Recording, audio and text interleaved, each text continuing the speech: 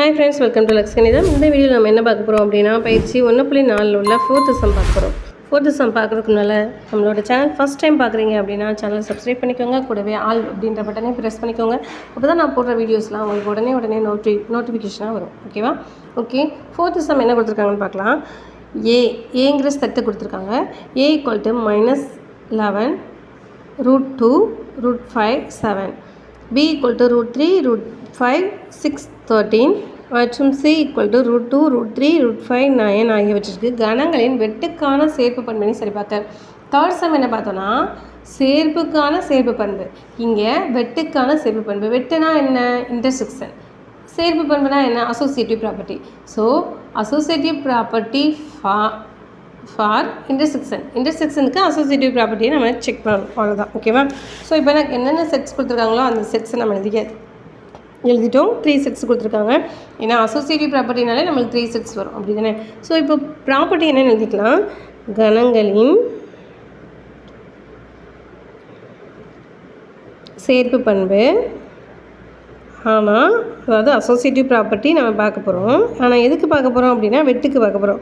அப்போ என்ன எழுதணும் அப்படின்னா A intersection B intersection C = A intersection B intersection C.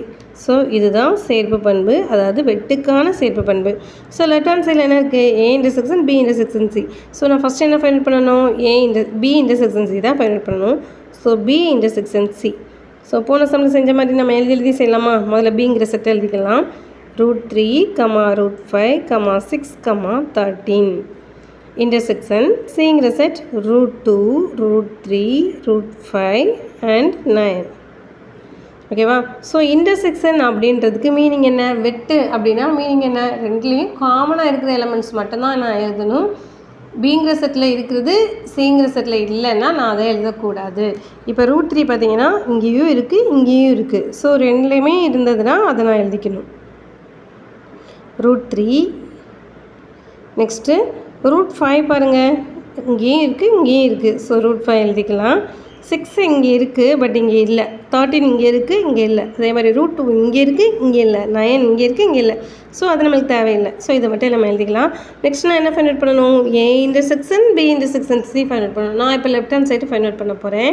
Left hand side = A intersection B intersection C. So நான் ஏங்கிற செட்டை ஃபஸ்ட்டு எழுதிக்கலாமா? ஏங்கிற செட் என்ன? -11 √2 √5 7 இன்டர்செக்ஷன்.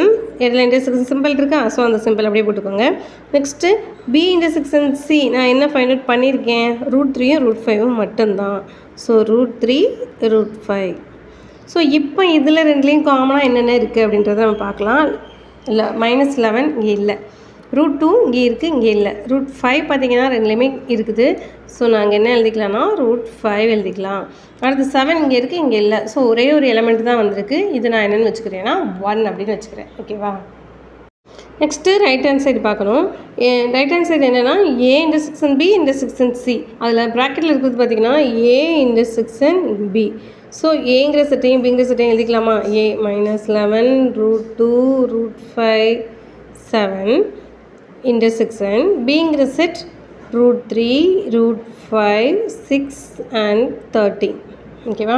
ஸோ ரெண்டுலேயும் இன்டர்செக்ஷன் கொடுத்துருக்கனால ரெண்டுலேயும் காமனாக என்னென்ன எலமெண்ட்ஸ் இருக்கோ அதை தான் நம்ம எழுத போகிறோம். 11 இல்லை, √2 இங்கே இல்லை, √5 ரெண்டுலேயுமே இருக்குது. ஸோ √5 நம்ம எடுத்துக்கலாம். √5 நெக்ஸ்ட்டு பார்த்திங்கன்னா இங்கே 7 இருக்குது இங்கே 7 இல்லை. ஸோ ஒரே ஒரு எலமெண்ட்டு தான் நம்மளுக்கு வந்திருக்கு A இன்டர்செக்ஷன் B கண்டுபிடிக்கும் போது. ஸோ A இன்டர்செக்ஷன் B கண்டுபிடிச்சாச்சு. நெக்ஸ்ட்டு நான் ரைட் ஹேண்ட் சைடு ஃபுல்லாகவே இப்போ கண்டுபிடிக்க போகிறேன். So right hand side = A intersection B intersection C. சரியா? ஸோ A இன்டர்செக்ஷன் B இப்போ தான் நம்ம கண்டுபிடிச்சோம். என்ன ஆன்சர் வந்திருந்ததுன்னா √5 ஆன்சர் வந்தது. இன்டர்செக்ஷன் போட்டுட்டு இப்போ சிங்கிற செட்டை நம்ம எழுதிக்கலாம். சிங்கிற செட்டில் என்னென்னலாம் கொடுத்துருக்காங்க அப்படின்னா √2 √3 √5 and 9 கொடுத்துருக்காங்க. சரியா? ஸோ இது இப்போ இந்த ரெண்டுலேயும் காமனாக என்னென்ன இருக்குதுன்னு பார்க்கலாம். √5 மட்டும்தான் இங்கே இருக்குது. ஸோ √5 இங்கே இருக்கா பாருங்கள், கண்டிப்பாக இருக்குது. ஸோ அப்போ நான் இதை என்ன எழுதிக்கணும்னா √5 மட்டும்தான். ஸோ இப்போது ஃபஸ்ட்டு ஒரு ஈக்குவேஷன் ஃபைனல் பண்ணோமா லெஃப்ட் ஹேண்ட் சைடு, அங்கேயும் √5 தான் இருந்தது, இங்கேயும் √5 தான் வந்திருக்கு. ஸோ ஃப்ரம் 1 and 2 நம்ம கம்பேர் பண்ணும்போது எனக்கு என்ன கிடச்சிருக்கு அப்படின்னா லெஃப்ட் ஹேண்ட் சைடும் ரைட் ஹேண்ட் சைடும் ஈக்குவல்னு கிடச்சிருக்கு. அதாவது A இன்டர்செக்ஷன் B இன்டர்செக்ஷன் Cயும் A இன்டர்செக்ஷன் B இன்டர்செக்ஷன் Cயும் காமனாக தான் எனக்கு ஆன்சர் வந்திருக்கு. √5 இதுவும் √5 தான், இதுவும் √5 தான். ஸோ அப்போ நம்ம என்ன எழுதலாம்? கணங்களின் வெட்டுக்கான சேர்ப்பு பண்பு சரிபார்க்கப்பட்டது. சேர்ப்பு பண்பு சரிபார்க்கப்பட்டது. இது இங்கிலீஷ் என்னென்னா எழுதணும்னா என்ன பண்ணுவீங்க? Associative property for intersection is satisfied இல்லை வெரிஃபைடு அப்படின்னு நீங்கள் ஆன்சர் எழுதிக்கலாம். ஓகேவா? ஓகே, இந்த வீடியோ உங்களுக்கு தெளிவாகவே புரிஞ்சிருக்குன்னு நினைக்கிறேன். உங்களுக்கு பிடிச்சிருந்ததுன்னா லைக் பண்ணுங்கள், ஷேர் பண்ணுங்கள். Okay friends, thank you.